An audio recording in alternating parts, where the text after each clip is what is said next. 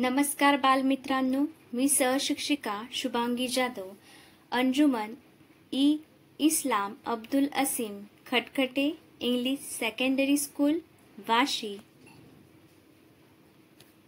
आपणा सर्वांचे इयत्ता 6वीच्या वर्गात हार्दिक स्वागत करते। विषय मराठी व्याकरण। तर आज आपण मराठी व्याकरणामध्ये नाम म्हणजे काय हे पाहणार आहोत। तर त्यासाठी काही चित्र पाहू।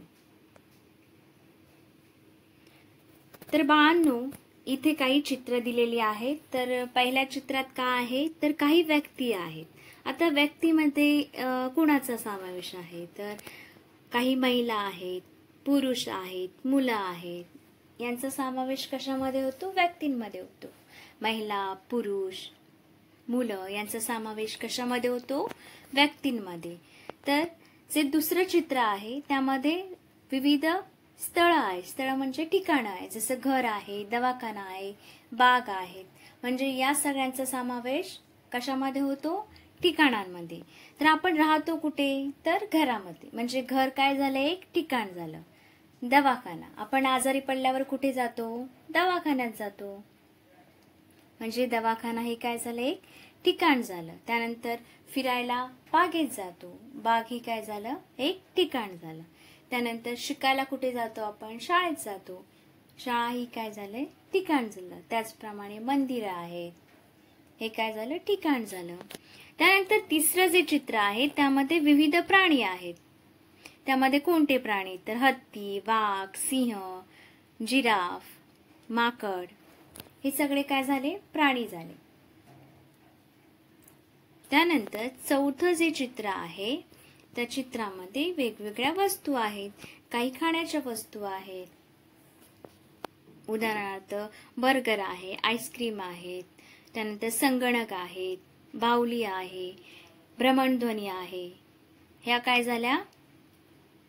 वस्तू झाल्या। म्हणजे नामामध्ये कशाचा समावेश होतो? व्यक्तींचा, ठिकाणांचा, प्राण्यांचा आणि वस्तूंचा समावेश कशामध्ये होतो? नामामध्ये होतो। म्हणजे थोडक्यात नाम म्हणजेच काय तर व्यक्ती, ठिकाणं, प्राणी आणि वस्तू यांचं नाव सांगणाऱ्या शब्दांना आपण नाम असे म्हणतात। तर आता आपण त्याची व्याख्या बघू। तर नाम, आता नामाची व्याख्या अशी होते की कोणत्याही व्यक्तीचे, ठिकाणांचे, प्राण्यांचे, वस्तूंचे नाव सांगणाऱ्या शब्दाला नाम असे म्हणतात। परत एकदा ऐका, कोणत्याही व्यक्तीचे, ठिकाणांचे, प्राण्यांचे, वस्तूंचे नाव सांगणाऱ्या शब्दाला नाम असे म्हणतात। उदाहरणार्थ समीर, समीर हे काय झालं? व्यक्तीचं नाव झालं। मुंबई, मुंबई हे ठिकाण आहे, म्हणजे ठिकाणाचं नाव झालं। प्राणी, वाघ, सिंह, हत्ती हे प्राण्यांची नावं झाली। त्यानंतर वस्तू, एखादी वस्तू म्हणजे पुस्तक आहे, पेन्सिल आहे, फुलं आहेत, फळं आहेत, या काय झाल्या? सगळ्या वस्तू। म्हणजे कोणत्याही व्यक्तीचे, ठिकाणांचे, प्राण्यांचे आणि वस्तूंचे नाव सांगणाऱ्या शब्दाला नाम असे म्हणतात। त्यानंतर नामाचे महत्त्व काय आहे तर नाम ही भाषेचा एक महत्त्वाचा घटक आहे आणि ती व्यक्तींना, वस्तूंना आणि कल्पनांना ओळखण्यास मदत करते। काही वस्तू सजीव असतात, काही वस्तू निर्जीव असतात, काही वस्तू काल्पनिक असतात। या सगळ्यांना ओळखण्यासाठी कशाचा उपयोग होतो? कशाची मदत होते तर नामाची मदत होते। तर त्यानंतर आपण काही नामाविषयी उदाहरणं पाहू। उदाहरणार्थ नामामध्ये कशाचा समावेश आहे तर मगाशी सांगितल्यामुळे व्यक्ती आहे, स्थळ आहेत, प्राणी आहे आणि वस्तू आहेत, बरोबर। तर सर्वप्रथम व्यक्तीमध्ये, आता व्यक्तीमध्ये मुलगा आहे, या चित्रामध्ये मुलगा आहे, स्त्री आहे, मुलगी आहे, यांचा समावेश कशामध्ये होतो? व्यक्तीमध्ये। त्यानंतर दुसरं जे ठिकाण, दुसरं जे आहे चित्र त्याच्यामध्ये स्थळ, स्थळ म्हणजे ठिकाण। तर शाळा, शाळेचं चित्र आहे, घर आहे, प्राणी संग्रहालय आहे, हे काय झालं? स्थळ झालं, ठिकाण झालं। आता प्राणी संग्रहालय म्हणजे काय तर प्राणी संग्रहालयामध्ये विविध प्राणी असतात, त्यालाच प्राणी संग्रहालय म्हणतात। त्यानंतर प्राणी, प्राण्यांचा समावेश सुद्धा कशामध्ये आहे? नामामध्ये. व्यक्ती, स्थळ, प्राणी यांचा समावेश कशामध्ये होतो? नामामध्ये. तर प्राणी कोणते आहेत? तर सिंह, माकड, हत्ती, गाय, कुत्रा, मांजर हे काय झाले? सगळे प्राणी. त्यानंतर वस्तू, ह्या काही वस्तू दिसतात, काही खाण्याच्या वस्तू पण आहेत, ज्याप्रमाणे अंडे आहे, कपकेक आहे, वस्तूमध्ये पेन्सिल आहे, अजून काही पुस्तकं, बरोबर, शूज आहेत, कॅप आहेत, या सगळ्या काय झाल्या? वस्तू आहेत. म्हणजेच नाम म्हणजे काय थोडक्यात? तर व्यक्ती, स्थळ, प्राणी आणि वस्तूंचे नाम दर्शवणाऱ्या शब्दाला काय म्हणतो आपण? नाम असे म्हणतो, बरोबर. त्यानंतर काही वाक्य पाहू, म्हणजे वाक्याच्या आधारे नाम म्हणजे काय ओळखायला मदत होईल. तर खालील वाक्यातील नामे ओळखा. तर पहिलं वाक्य जे आहे ते गिरीश खरबग. आता गिरीश खरबग यामध्ये नाम कोणतं होईल? तर सर्वप्रथम गिरीश हे काय झालं? एका व्यक्तीचं नाव झालं, म्हणजे या वाक्यात गिरीश हे काय झालं? नाम झालं. त्यानंतर घर, मगाशी सांगितल्याप्रमाणे आपण कुठे राहतो? घरात राहतो. तर घर हे काय झालं? एक ठिकाण झालं. म्हणजेच घर हे या वाक्यातील नाम आहे. म्हणजे गिरीश खरबग या वाक्यात गिरीश आणि घर हे काय झालं? ही काय झाली? नामे झाली.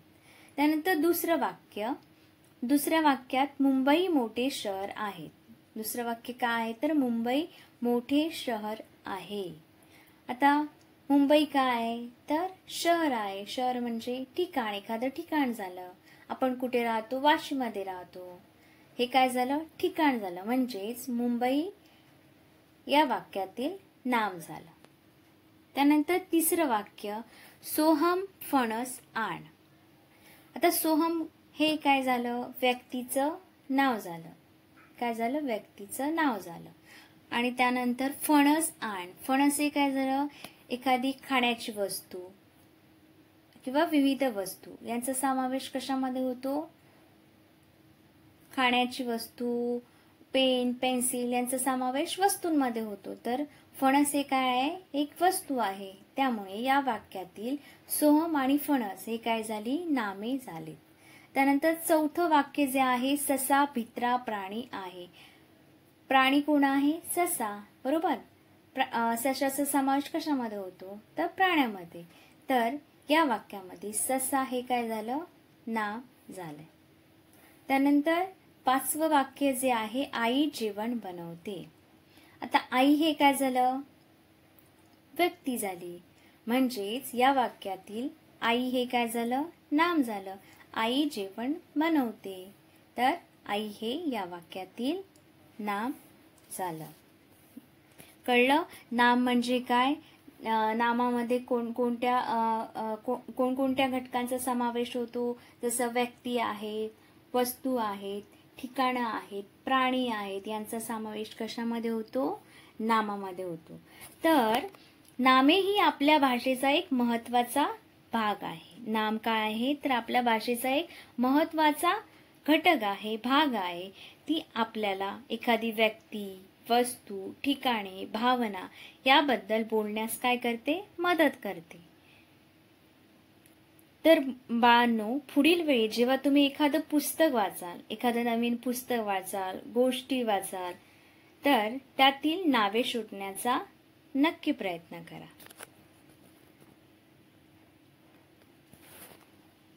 तर हा व्हिडिओ पाहिल्याबद्दल सर्वांचे मनापासून धन्यवाद.